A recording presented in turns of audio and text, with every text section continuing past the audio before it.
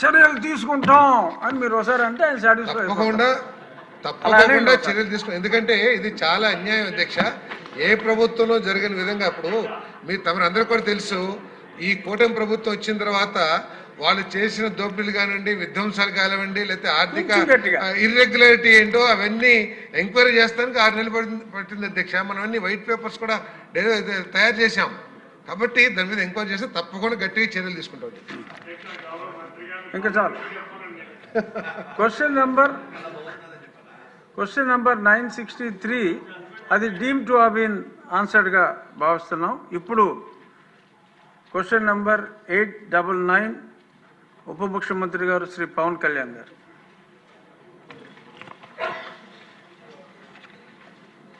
నమస్కారం అధ్యక్ష. గౌరవ సభ్యులు శ్రీ గల్లా మాధవ్ గారు అడిగిన దానికి మొదటి ప్రశ్నకి ప్లాస్టిక్ జీవరాశులు ప్లాస్టిక్ కాలుష్యం యొక్క దుష్ప్రభావాలను అనుభవిస్తున్నాం. ఇది ప్రధాన ప్రజా ఆరోగ్య సమస్యగా మారింది.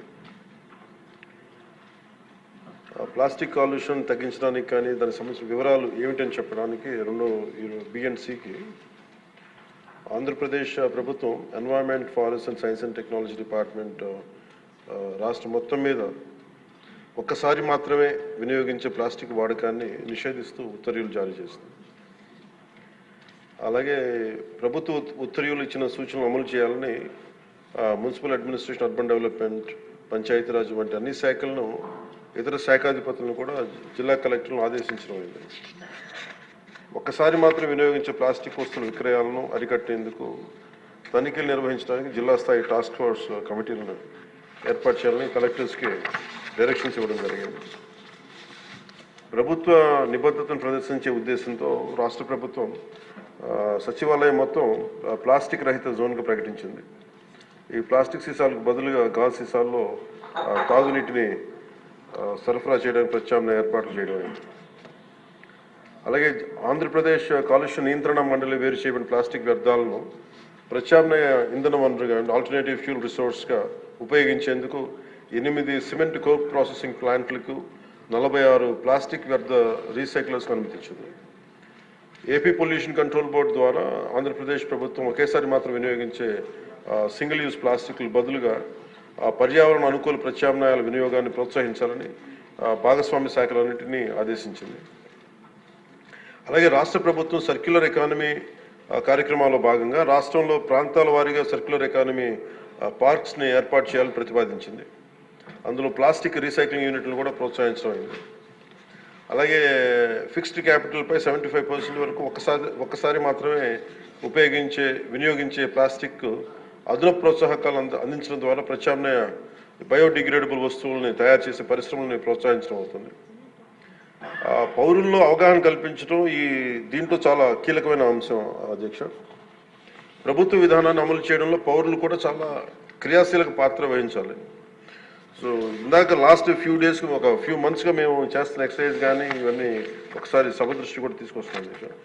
ఉదాహరణకి మీరు ఫ్లెక్సీస్ ఎందుకు ప్రభుత్వం తరఫు నుంచి అన్ని చేయగలుగుతున్నాం, కానీ దీంట్లో పౌరులు ఒక బలమైన భాగస్వామ్యం తీసుకోకపోతే మటుకు ఇది ముందుకు తీసుకెళ్ళడం చాలా అది మనం ఎంతసేపు ఆదేశాలు ఇస్తున్నాం కానీ కింద దాకా ఎందుకు ఆ పొల్యూషన్ సింగిల్ యూజ్ ప్లాస్టిక్ ఎందుకు ఎందుకు దాన్ని ఇంప్లిమెంట్ చేయలేకపోతున్నటానికి ఇది మనందరికి కూడా ఒకసారి ముఖ్యంగా పొలిటికల్ పార్టీస్ కానీ ఈ ఫ్లెక్సీస్ వల్ల ఏం జరుగుతుందంటే అధ్యక్ష, ఇది ఒక ప్లాస్టిక్ మన అందరి దైనందిన అంటే డే టు డే జీవితంలో చాలా అంతర్భాగం అయిపోయింది.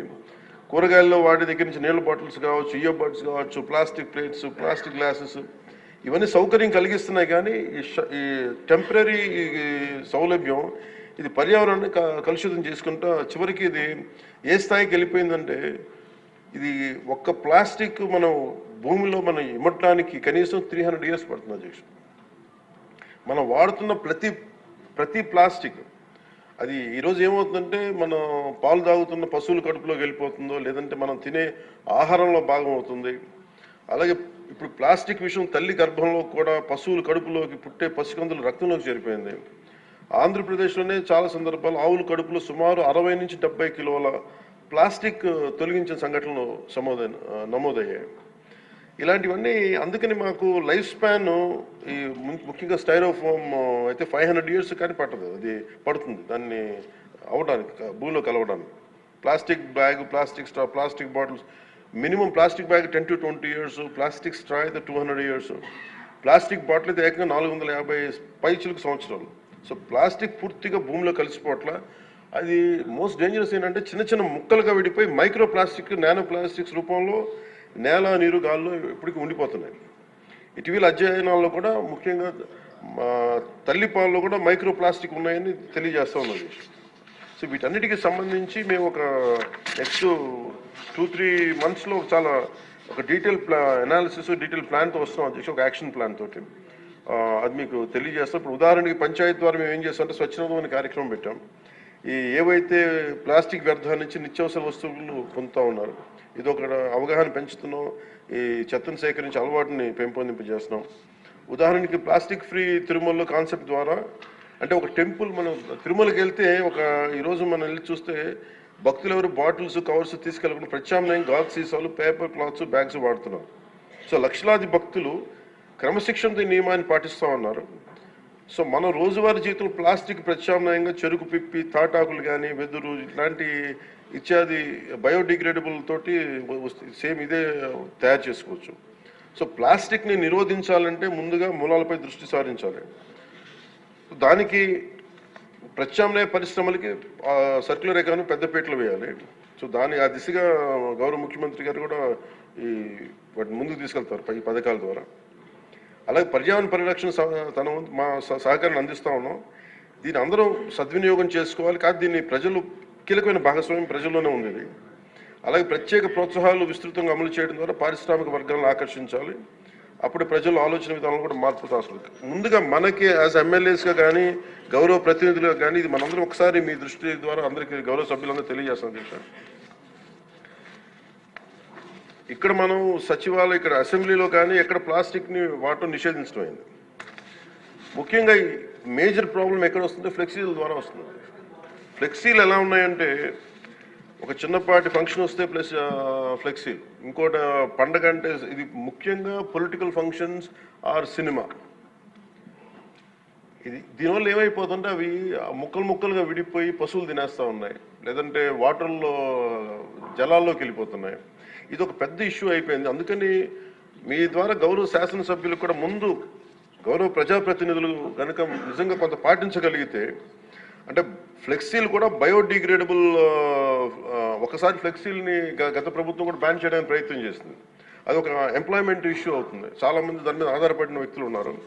అందుకని బయోడిగ్రేడబుల్ ఫ్లెక్సీస్ని ఎలా తయారు చేయాలని కూడా ఒక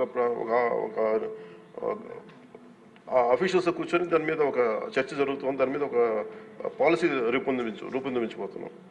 అలాగే లోకల్ బాడీస్లో, గ్రామ పంచాయతీల్లో ఇప్పుడు ఉదాహరణకి గ్రామాలు క్లీన్గా ఉంటే నిర్మల్ గ్రామ పురస్కార్ ఎలా ఉంటుందో, అలాగే ఈ ప్లాస్టిక్ రహిత గ్రామాలకి ప్రత్యేక ఇన్సెంటివ్ ఎలా చేయాలని కూడా ఆలోచిస్తున్నాం అధ్యక్ష. ముఖ్యంగా స్వచ్ఛరథం ఇందాక మీకు తెలియజేశాను. ఇప్పుడు ఇన్ఫార్మల్ వ్యవస్థగా ఉన్నదాన్ని దీన్ని ఫార్మలైజ్ ఎలా చేయాలి, ఈ రద్దీ కలెక్టర్స్ దగ్గర నుంచి, ఈ ర్యాక్ పికింగ్ చేసే వాళ్ళ దగ్గర నుంచి దాన్ని ఒక ఎకనామిక్ ఎంప్లాయ్మెంట్కి ఎలా చేయాలని కూడా రాష్ట్ర ప్రభుత్వం ఆలోచిస్తుంది అధ్యక్ష. అలాగే PR&RDలో దాదాపు 1.3 lakh ఉద్యోగులు ఉన్నారు. అలాగే సర్పంచ్లు కావచ్చు, ఎంపీటీసీలు కావచ్చు, లోకల్ బాడీ స్ట్రెంత్ 1.22 lakh జనం ఉన్నారు అధ్యక్ష. సో వీళ్ళందరినీ కలుపుకొని we want create one motivation programme, ఒక అవగాహన సదస్సులు ముందు ప్రజాప్రతినిధులు అందరికీ ఇచ్చి దాన్ని అది ప్రజల్లోకి తీసుకెళ్లాలని చాలా చిత్తశుద్ధితో ఉన్నాం, త్రికరణ శుద్ధిగా ఉన్నాం. అలాగే 13,326 పంచాయతీల్లో దాదాపు ఇప్పటికి 10,800 డంపింగ్ యార్డ్స్ ఉన్నాయి. వీటికి యూటిలైజేషన్లో స్టాండర్డ్ ఆపరేటింగ్ ప్రొసీజర్ని కూడా తీసుకెళ్తున్నాం అధ్యక్ష దీనికి.